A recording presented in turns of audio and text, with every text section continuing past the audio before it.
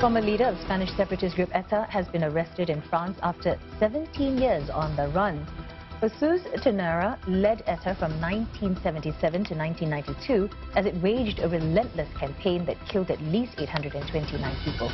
The group's aim was for an independent Basque homeland in northern Spain and southwest of France.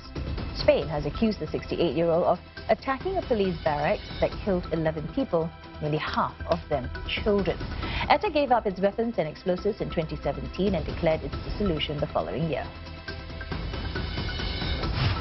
The Global Health Trust is set to inject just over $100 million into finding more modern and effective treatments for snake bites. Dubbed a hidden health crisis, venomous snake bites kill around 120,000 people a year.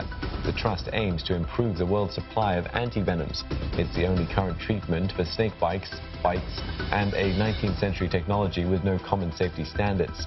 They're manufactured by injecting horses with small and relatively harmless amounts of snake venom, and their blood is then harvested to use in treating humans. The Philippines has recalled its ambassador to Canada in an escalating row over trash. Manila says Ottawa missed a May 15 deadline to take back truckloads of garbage it dumped there. Over 100 containers, wrongly labeled as recyclable, were shipped from Canada to the Philippines from 2013 to 2014. They were filled with common household rubbish like soiled diapers. Last month, President Duterte threatened to forcibly ship the containers back to Canada, even saying he was ready to declare war over the row. Chinese scientists have released findings from a detailed survey of the far side of the moon. The analysts are done on materials gathered by the Chang'e 4 spacecraft supports the theory that the moon was at some point partially or entirely composed of molten rock. The probe, named after the moon goddess of Chinese mythology, became the first ever craft to touch down on the far side of the lunar surface in January. As the moon is tidally locked to Earth, we only get to see one side of the moon. It was not until 1959 that photos of the far side were first taken by the Soviet Lunar 3 spacecraft.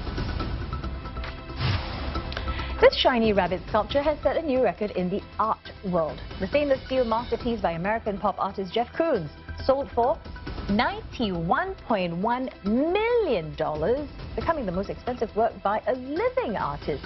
It eclipses the previous record set by British artist David Hawke in November. Created in 1986, the stainless steel piece is one of 3 models available in the world. The buyer's name was not disclosed, but the person was reportedly present at the Christie's auction in New York. Bob Hawke, Australia's former Prime Minister, has died. He was 89 years old. He led the country from 1983 to 1991 and remains the longest-serving Labour Prime Minister, having taken the party to 4 consecutive election victories. Among his crowning achievements was floating the Australian dollar and leading the country's engagement with Asia. No leader since has been able to match the height of his popularity. Many Australians remember him as a relatable leader who loved a beer.